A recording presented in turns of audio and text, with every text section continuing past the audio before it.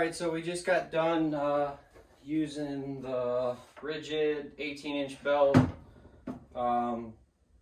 sander, and we used what, 36 grit and then 80 grit on both sides, so that's where it's at right now. And I want to fill in all the joints and stuff in here, so I swept it off, and then I want to, this wood filler is stainable because we're going to stain it. It's water based, and I want to water it down so it's more malleable, and so that's what we're going to do. And since we're adding water to it, which is going to dilute it a lot, I'm going to add glue as well, and then we're going to mix it all together and go from there. Hopefully that's not too much water. We'll find out.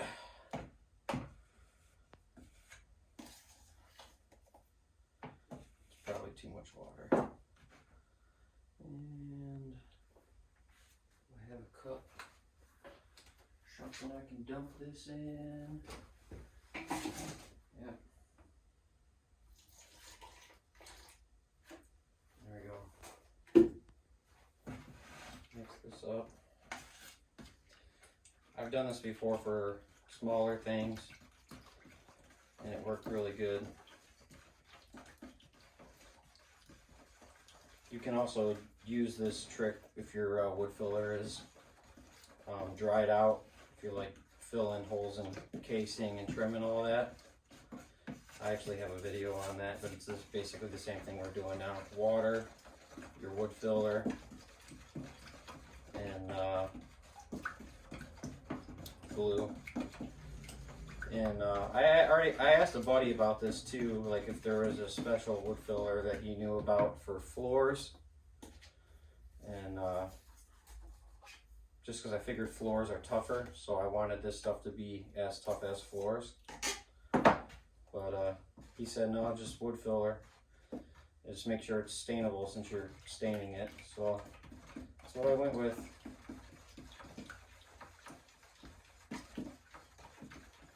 I think I still have way too much water in here. We'll see. It's getting thicker.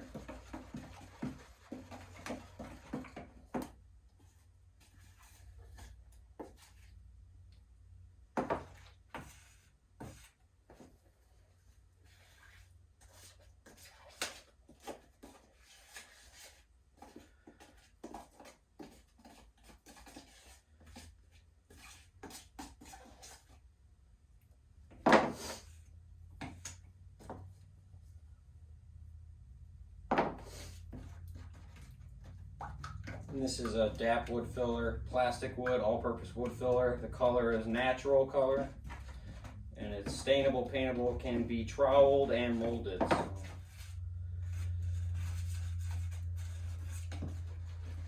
So basically what we're trying to do is trowel it. So this is usually the stuff I buy too, this kind, but usually in a much smaller container.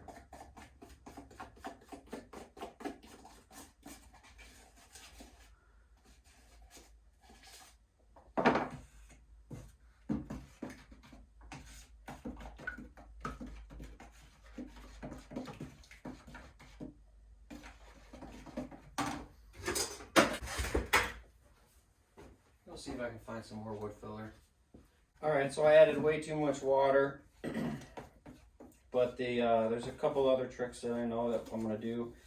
I'm going to add in sawdust or sanding dust from this, which I've already done a little bit,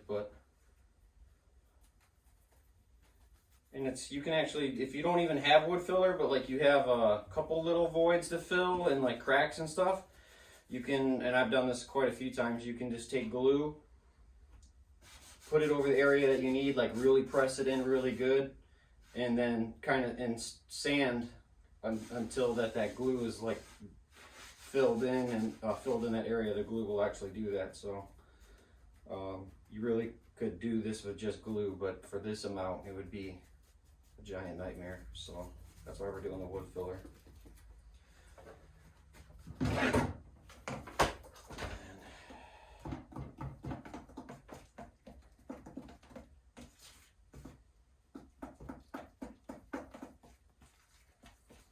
it's actually starting to get thicker now.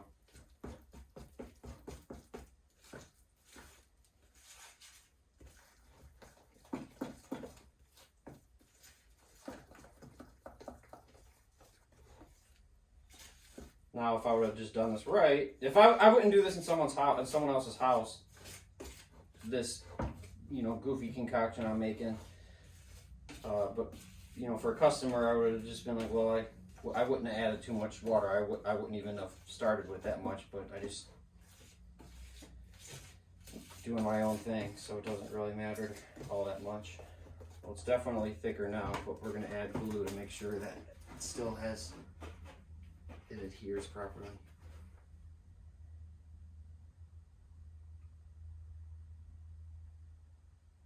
And how much? I don't know. You tell me.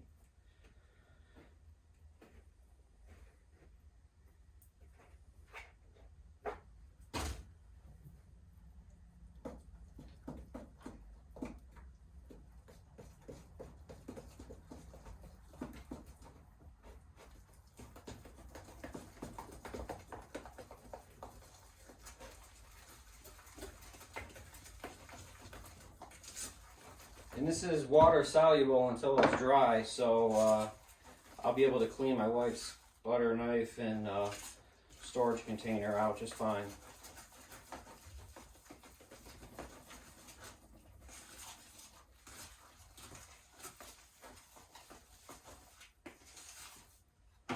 There we go, that's a lot better. All right.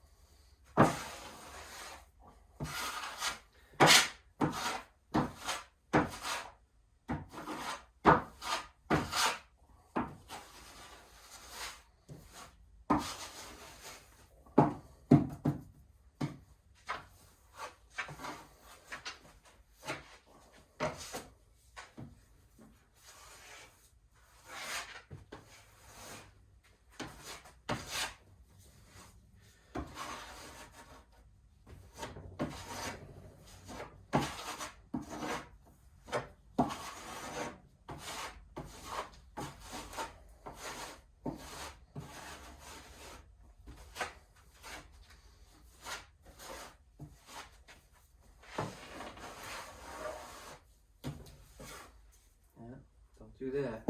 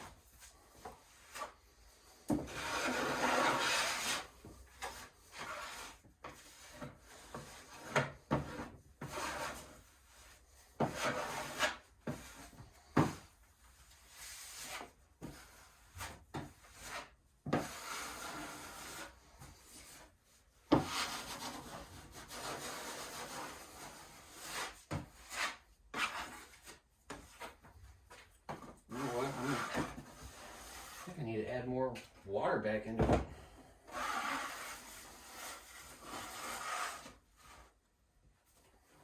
It's almost right back where I left it, or had it.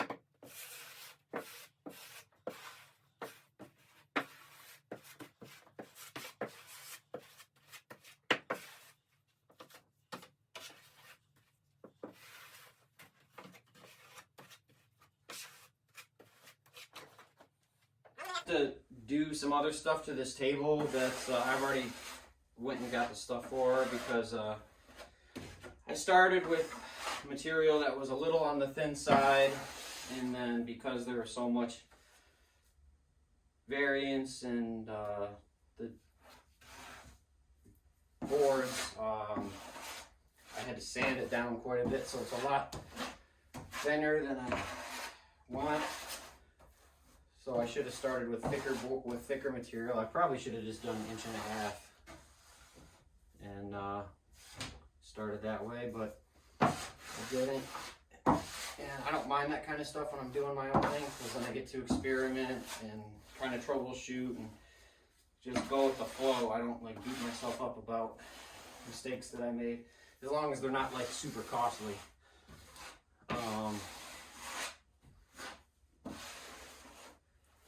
So I'm gonna put some, I bought some extruded aluminum square tubing from Home Depot. 3 pieces of it that are 36 inches long, 3/4 inch square, and the tubing of the aluminum is 1/8 inch thick.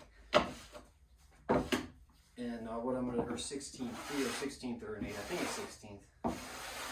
And what I'm gonna do with that is I'm gonna put it on the underside.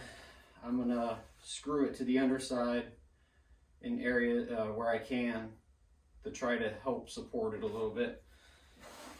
And I'll have that, and I'll have a video on that too, obviously.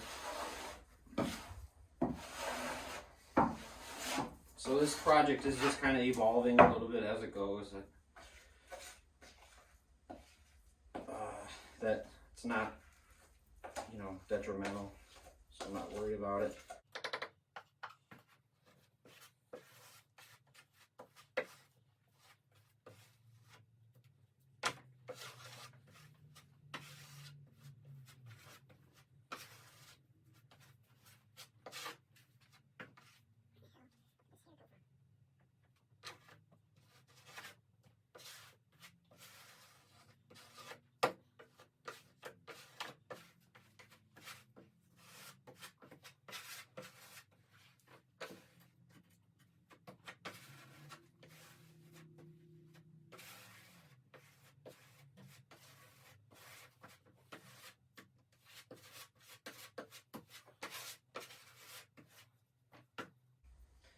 Seems to be getting a little dry, so I'll add it back in, mix it up again.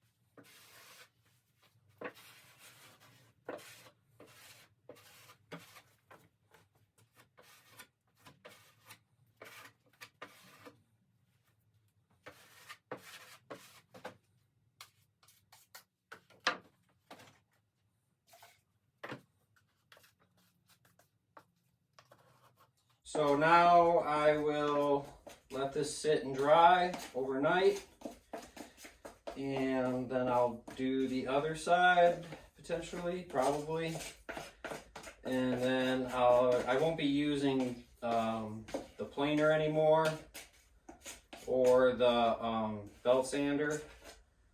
I'll be using an orbital, 6-inch orbital, and a 1/4 sheet sander.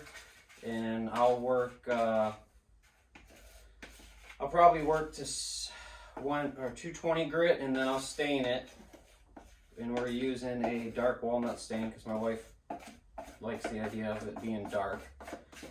So we're going to stain it a dark walnut, and then I'll let that sit. If I'll have links in the description for all the materials that we're using in tools, the planer, the sander, and all that stuff, and they'll be in the other videos as well.